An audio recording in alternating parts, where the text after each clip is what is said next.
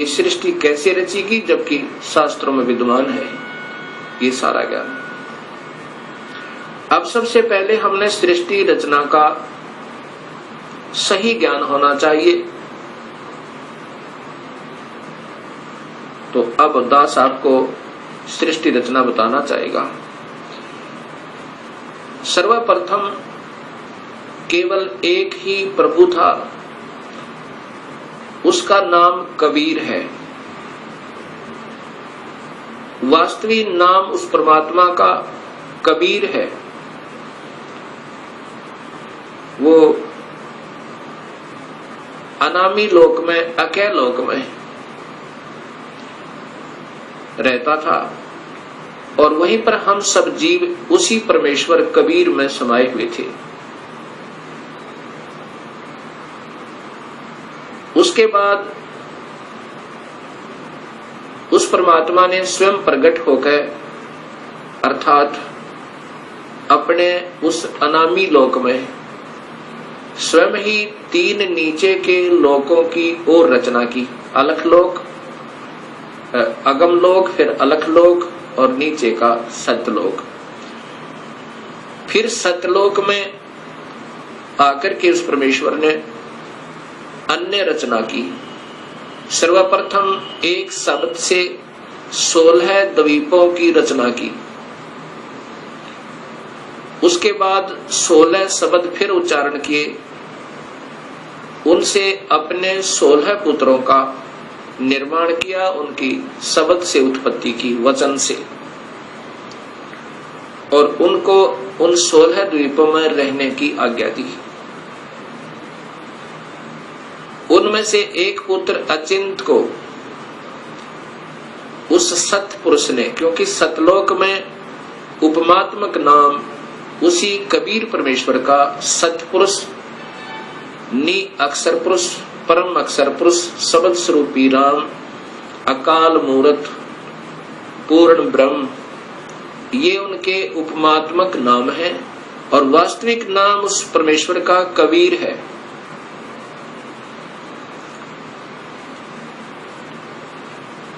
सतलोक के अंदर सतपुरुष ने अपने पुत्र अचिंत से कहा कि आप यहाँ की अन्य सृष्टि रचना को करो मेरी शक्ति तक। अचिंत ने अपनी शब्द शक्ति से अक्षर पुरुष परब्रह्म की उत्पत्ति की और उससे कहा कि मेरा सहयोग दो यहाँ सतलोक में अन्य सृष्टि रचना करने का। अक्षर पुरुष अर्थात ये परब्रह्म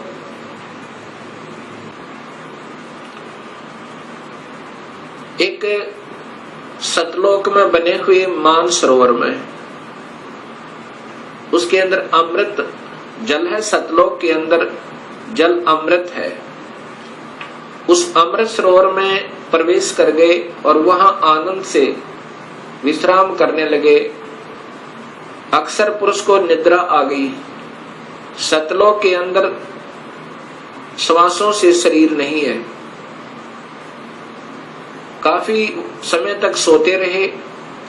तब सतपुरुष ने अपनी शब्द शक्ति से एक अंडा, जल अमृत तत्व से एक अंडा बनाया और उसमें एक आत्मा प्रवेश की। उस आत्मा समेत उस अंडे को उस जल में डाला, अमृत सरोवर में, उस मान सरोवर में। वो अंडा गड़गड़ गड़गड़ करता हुआ नीचे जा रहा है तो अक्षर पुरुष अर्थात इस पार ब्रह्म की निद्रा भंग हुई। जब ही कोई अधूरी निद्रा से जागता है उसके अंदर कुछ कोप होता है। अब जो ही उसने अपनी कोप सहित दृष्टि से देखा कि मेरी निद्रा किसने भंग कर दी, तब उसका वो कोप उस अंडे पर पड़ा। अंडा दो भाग हो गया। उसमें से ये ब्रह्म निकला, क्षर पुरुष। ब्रह्म अर्थात क्षर पुरुष, इसी को ज्योत स्वरूपी निरंजन, वास्तव में इसका नाम कैल है, कैल। और यही आगे चल के काल कहा, ये आने वाले इसी विवरण में आपको ज्ञान होगा। आकाशवाणी सत्पुरुष ने की कि तुम दोनों बाहर आओ। अक्षर पुरुष तुम निद्रा में थे और आपके बिना यहाँ सृष्टि नहीं रची जा रही थी। तुम दोनों बाहर आओ और तुम्हें जगाने के लिए सारी क्रिया की गई और तुम दोनों के दोनों अचिंत के लोक में रहो। ऐसे आदेश प्रभु का पाकर वे दोनों के दोनों अचिंत के लोक में रहने लगे काफी समय तक। उसके बाद हम सभी की उत्पत्ति कबीर परमेश्वर ने, उसी सत्पुरुष ने अपने शब्द शक्ति से हम सबकी उत्पत्ति वहां पर की। कुछ दिनों के बाद इस क्षर पुरुष के अर्थात ब्रह्म के मन में एक खरपतवार उपजा। इसके मन में ये आया कि मैं अपना अलग से राज्य बनाऊं। मेरे अन्य भाई सब एक एक द्वीप में रहते हैं और हम दो यानी अचिंत और ब्रह्म और साथ में ये अक्षर पुरुष पर ब्रह्म भी, हम एक ही द्वीप में रह रहे हैं। मैं अपना अलग राज्य चाहूंगा। इस उद्देश्य से ब्रह्म ने, क्षर पुरुष ने, ज्योत स्वरूपी निरंजन ने 70 युग तक अलग से एक पैर पर खड़ा होकर तपस्या की। जब ये तपस्या कर रहा था, हम ये सभी आत्माएं जो आज काल के लोक में दुख पा रहे हैं, चाहे आज कोई देव बना है, चाहे कोई महादेव बना है, चाहे आज कोई शूकर बना है, चाहे कोई गधा बना है, चाहे कोई राजा बना है, चाहे कोई रंक बना है, पशु या पक्षी बना हुआ है, ये सभी की सभी आत्माएं हम इस काल के ऊपर अर्थात इस ब्रह्म के ऊपर आसक्त हो गए। और यही बीमारी आज हमारे अंदर विद्यमान है, यही प्रक्रिया। जैसे ये नादान बच्चे किसी हीरो और हीरोइन को देखकर उसकी अदाओं के ऊपर इतने आसक्त हो जाते हैं कि वो अगर आसपास कहीं किसी शहर में वो हीरो, वो अभिनेता या अभिनेत्री आ जाए, लाखों की संख्या में उनके दर्शनार्थ भीड़ उमड़ जाए और लेना एक न देने दो, कुछ मिलना नहीं उससे। ऐसी हमारी वृत्ति वहां बिगड़ी थी सत्यलोक में।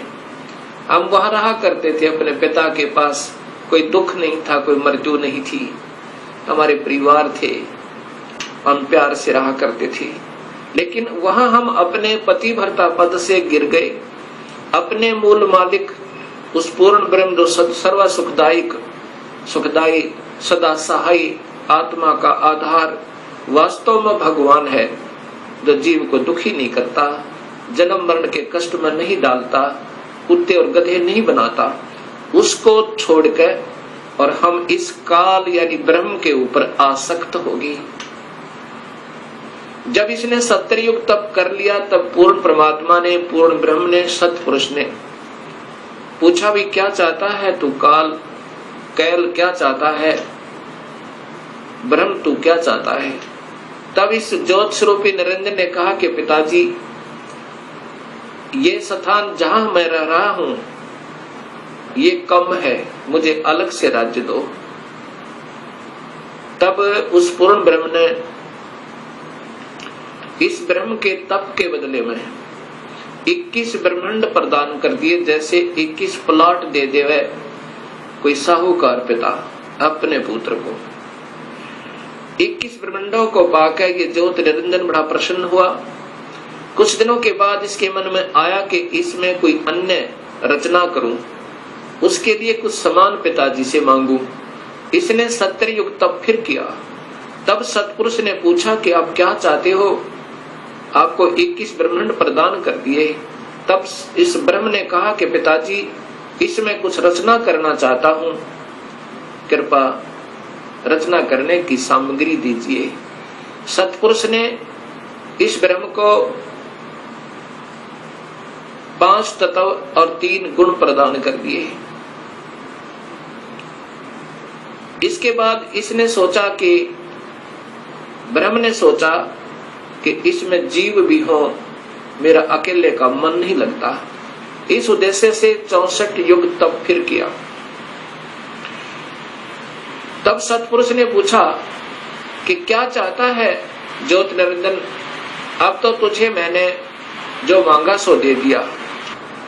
तब ब्रह्म ने कहा, पिताजी कृपा मुझे जीव प्रदान करो, मेरा अकेले का दिल नहीं लगता है।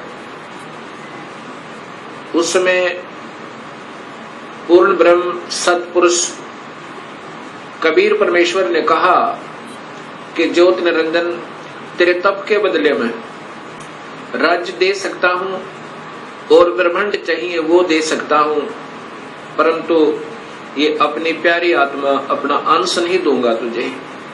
ये तो तेरे किसी भी क्रिया, धर्म, धार्मिक क्रिया से, तप से, किसी भी जप से नहीं दूंगा। हाँ, यदि वो स्वयं कोई जाना चाहता है अब सब इच्छा से, कोई हंस आत्मा, कोई भक्त आत्मा, तो मैं स्वीकृति दे सकता हूं, नहीं तो मैं अपनी इच्छा से नहीं कहूंगा, ये मैं नहीं दे सकता। इस बात को सुनकर ये ब्रह्मचर्य पुरुष ज्योत स्वरूपी निरंजन अर्थात जो भविष्य में फिर काल कहलाया, हमारे पास आया। आज हम जितनी भी ये दुखी आत्मा इस काल के 21 ब्रह्मांड में पीड़ित हैं,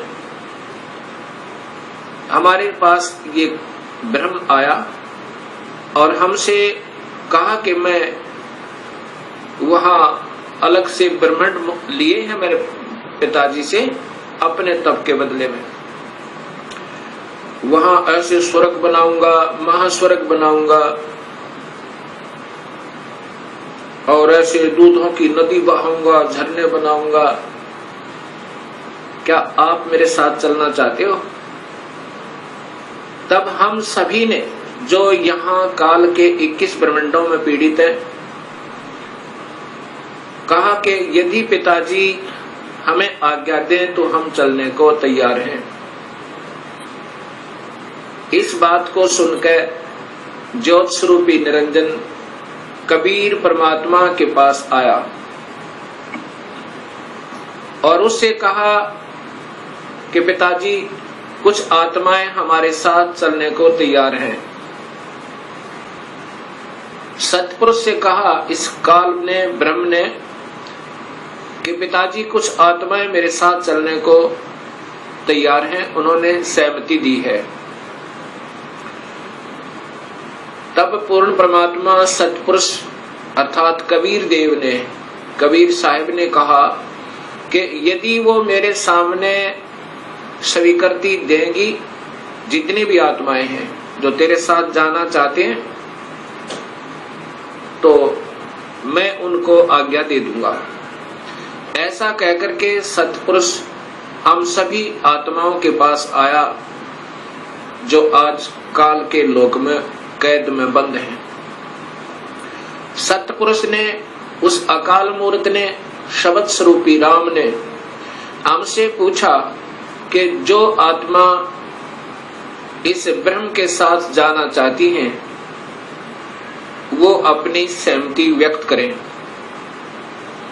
उस समय हम सभी घबरा गए और नहीं हिम्मत पड़ी अपने पिता के सामने स्वीकृति देने की।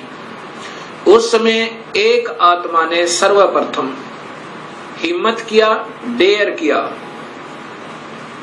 और कहा कि पिताजी मैं इस ब्रह्म के साथ जाना चाहता हूं।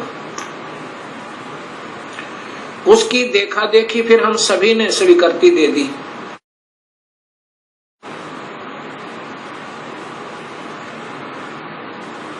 और जितनी भी आत्माएं उस समय स्वीकृति दी थी, सभी कबीर साहिब ने उनके नंबर नोट किए और जिसने सर्वप्रथम सहमति दी थी उस आत्मा का भी नंबर नोट किया और ब्रह्म से कहा कि ब्रह्म आप जाओ अपने लोक में, अब इन सभी आत्माओं को मैं विधिवत तेरे लोक में भेजूंगा।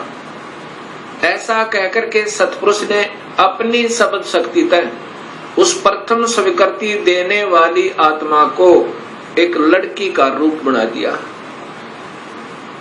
और उसके अंदर एक शब्द शक्ति दे दी। और हम सभी जीव आत्माओं को, उसे प्रकृति देवी भी कहते हैं, अष्टंगी भी कहते हैं, और वही महामाया भी कहलाई। यहाँ 21 ब्रह्मांड की इस देवी को उत्पन्न किया, अर्थात उस आत्मा का लड़की बनाया। फिर हम सभी आत्माओं को जो 21 ब्रह्मांड में आए हुए हैं उसके अंदर प्रवेश कर दिया, इस लड़की के शरीर में, प्रकृति देवी के शरीर में, अर्थात इसको अद्धा माया भी कहते हैं। और यही आगे चलकर त्रिदेवों की माता कहलाई। प्रवेश कर दिया और कहा कि बेटी तेरे को मैंने शब्द शक्ति दे दी है,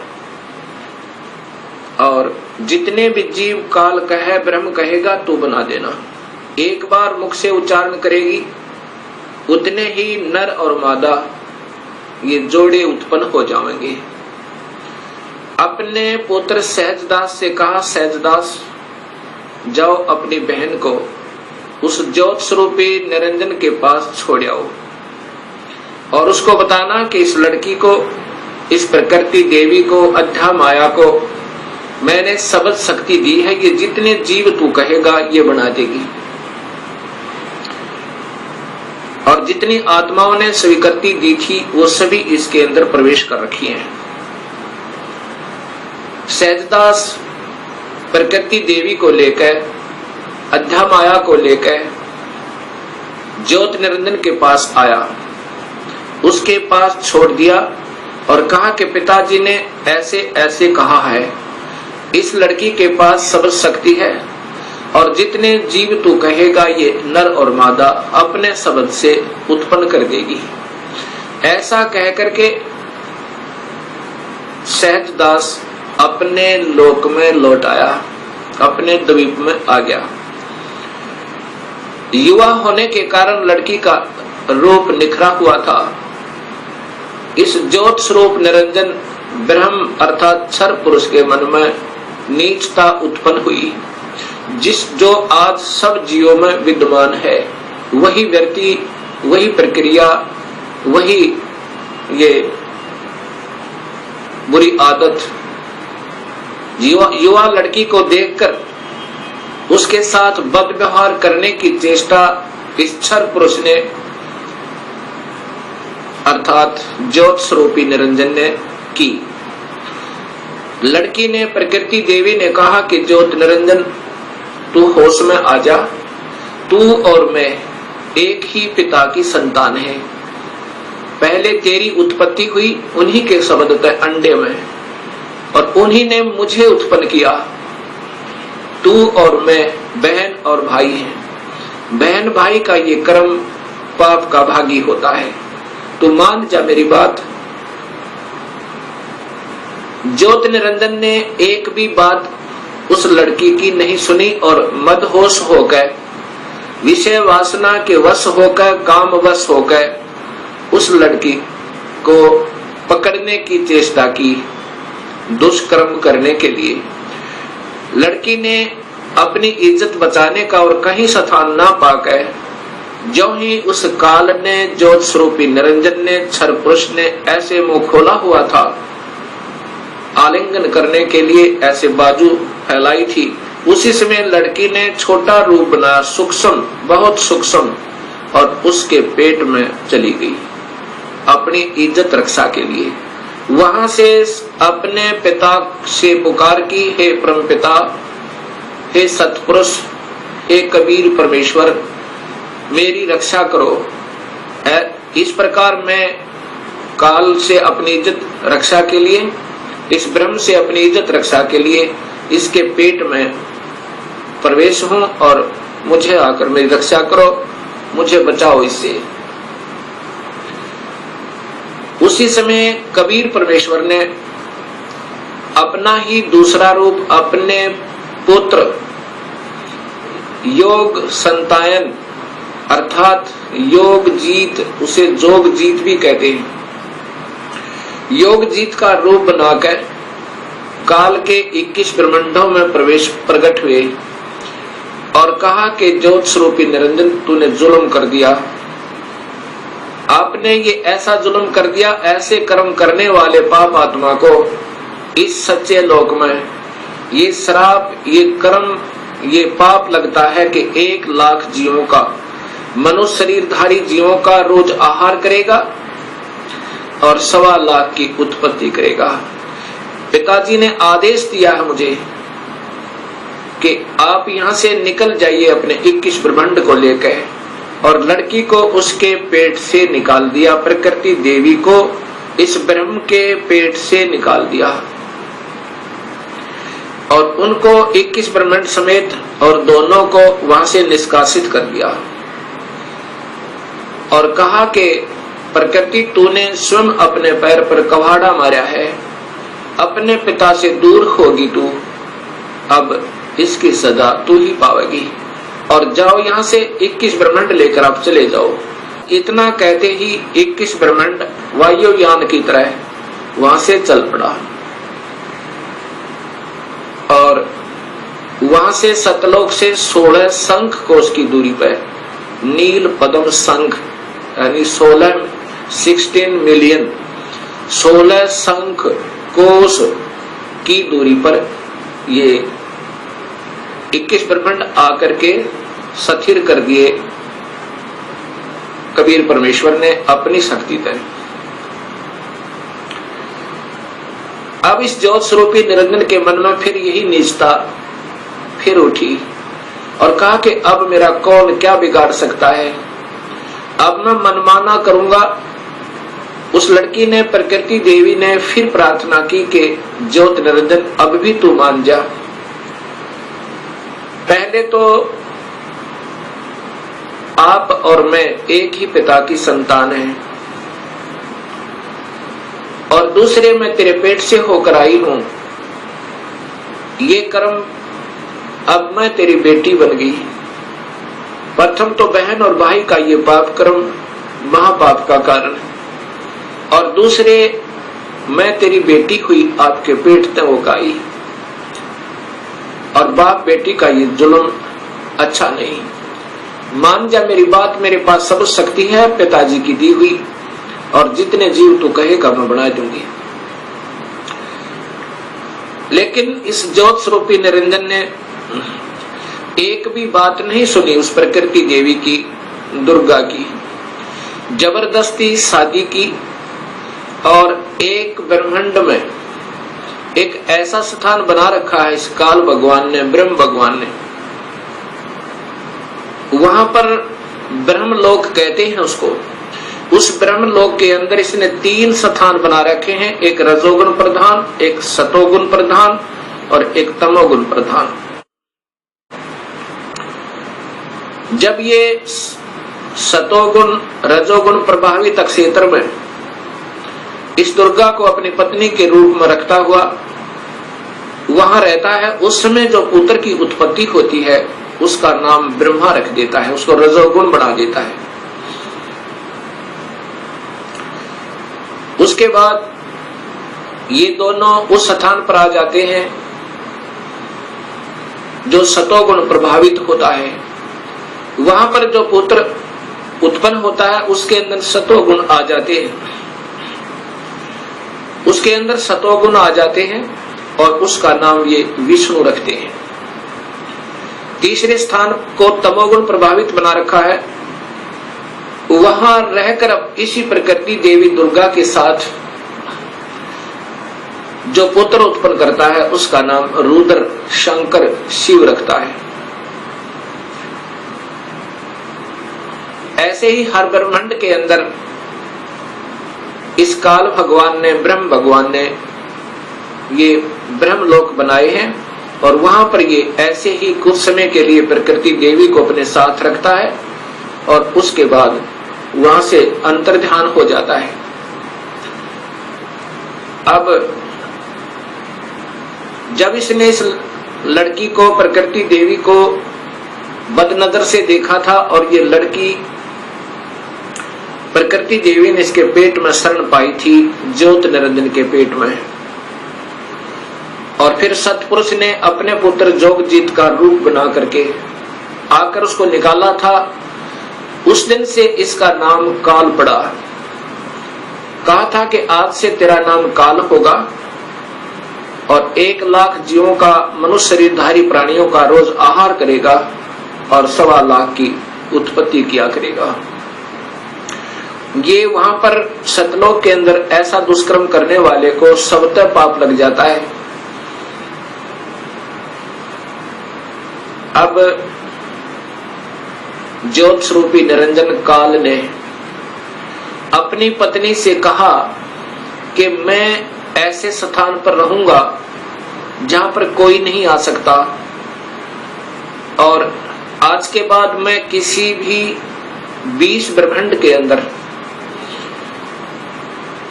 किसी भी व्यक्ति को, किसी भी प्राणी को आकार रूप में दर्शन नहीं दूंगा।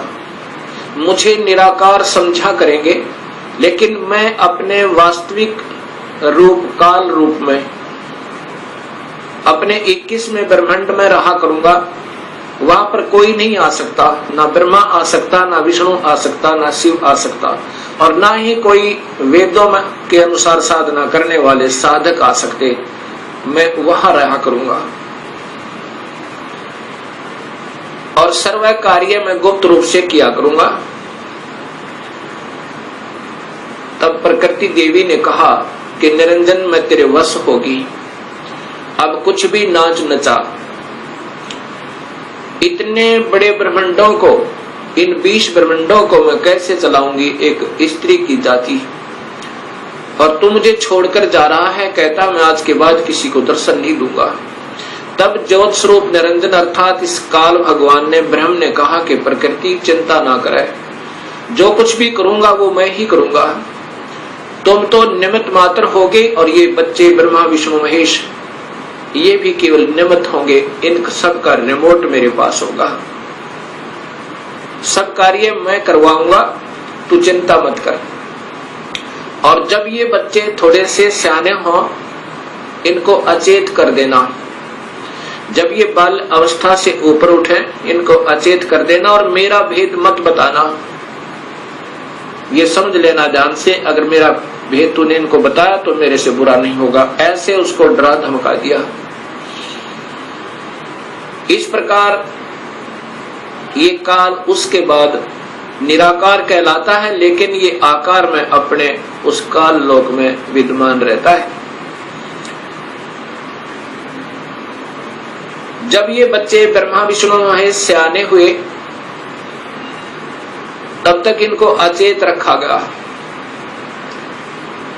जब ये सियाने हुए, उसमें ब्रह्मा को कमल के फूल पे, विष्णु को शेष सैया पे, और शिव को एक कैलाश पर्वत पे इनको बेहोश रखा हुआ था, और फिर वहां पर सचेत कर दिया।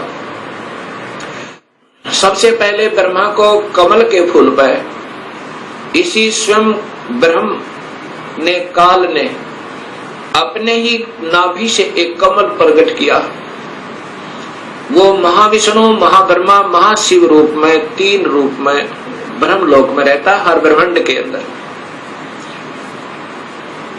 उस समय ब्रह्मा को उस कमल के फूल पर रख दिया। ब्रह्मा को ये नहीं मालूम कि मैं कहां से उत्पन्न हुआ, कौन मेरा माँ है, कौन मेरे पिता है। उसके बाद आकाशवाणी हुई कि तुम तप करो। ब्रह्मा ने 1000 वर्ष तक तप किया। फिर आकाशवाणी हुई कि सृष्टि करो। तब ब्रह्मा ने सोचा कि मैं काहे की सृष्टि करूं, सब जगह जल ही जल है, कहीं पृथ्वी दृष्टि गोचर नहीं हो रही है।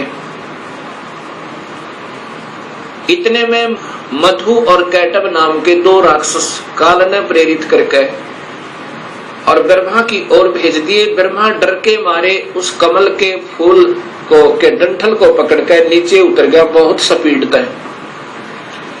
नीचे जब आया तो उसी जल के ऊपर एक शेष सैया पर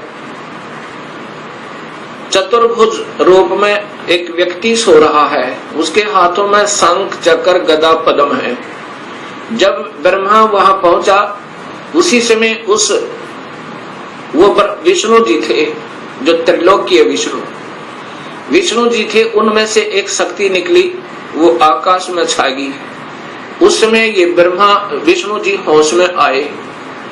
इतने में मधु और कैटभ भी पहुंच गए। मधु और कैटभ के साथ भगवान विष्णु ने 5000 वर्ष तक युद्ध किया, वो नहीं मरे। फिर उस शक्ति ने जो आकाश में छाई थी एक लड़की का रूप बनाया, देवी का, और मधु कैटभ को मोहित किया, अपनी ओर आकर्षित किया अपनी कलाओं से, अदाओं से।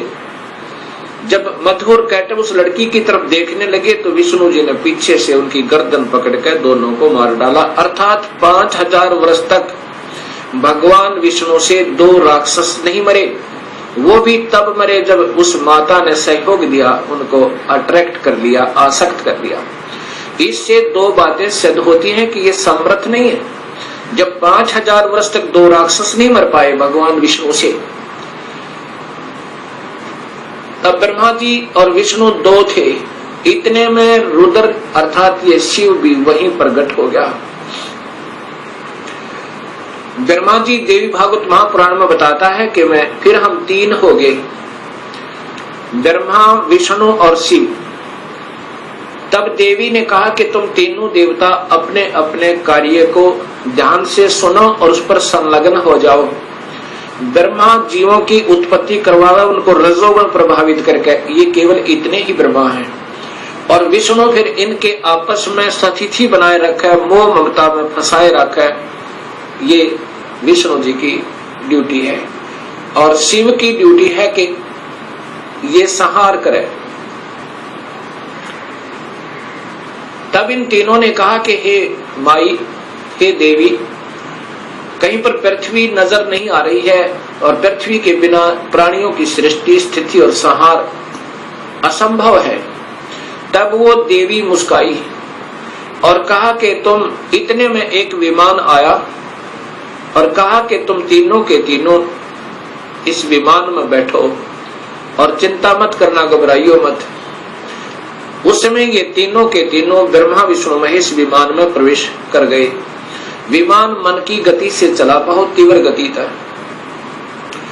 कहां पहुंचा? ब्रह्मलोक में पहुंचा, जहां पर ये काल भगवान 3 रूपों में रहता है, जहां इनकी उत्पत्ति की जाती है, ब्रह्मा विष्णु महेश की। और वहां पर कोई नहीं जा सकता, ना वेद विधि से, किसी साधना तक, न तप से, न यज्ञ से, न हवन से, किसी प्रकार से नहीं जा सकता, ना किसी जप से। वहां पर तो ये अपनी कृपा से ही ले जा सकता है। ये काल भगवान सोचल सिद्ध करके वहां जाकर के इन्होंने क्या देखा?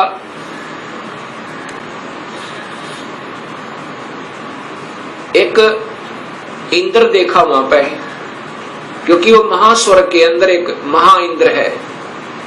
उसके बाद फिर आगे विमान गया, वहां एक ब्रह्मा देखा।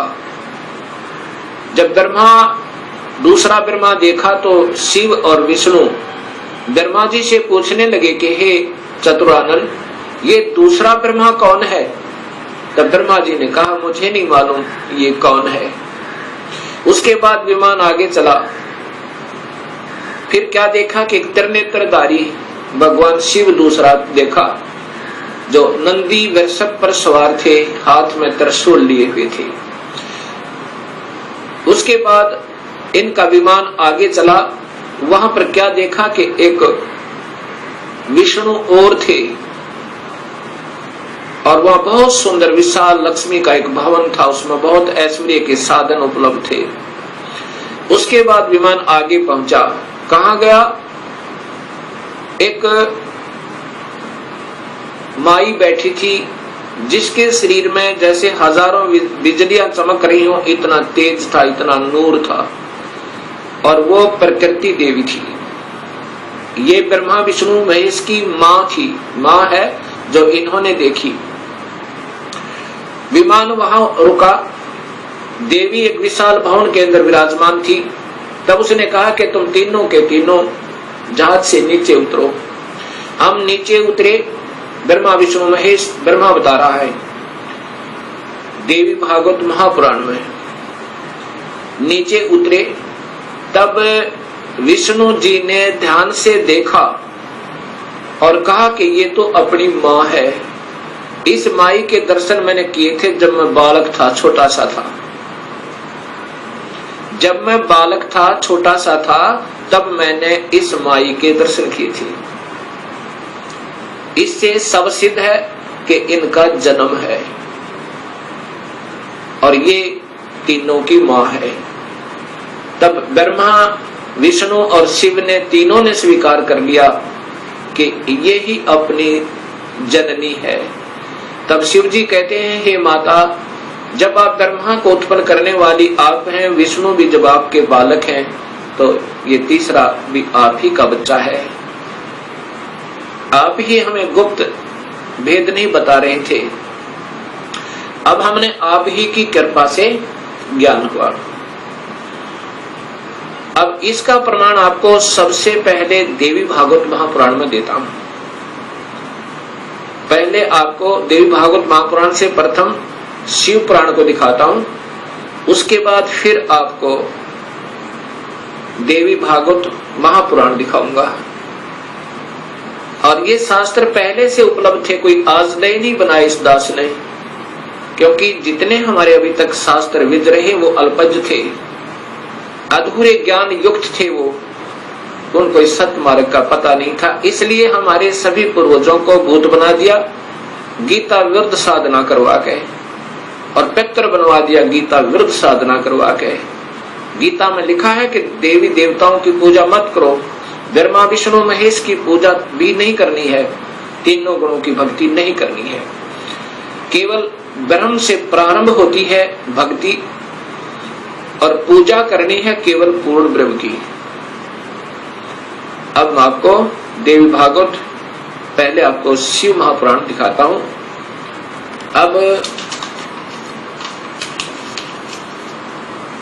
अब देखिएगा भक्तात्माओं, ये शिव महापुराण, ये शिव महापुराण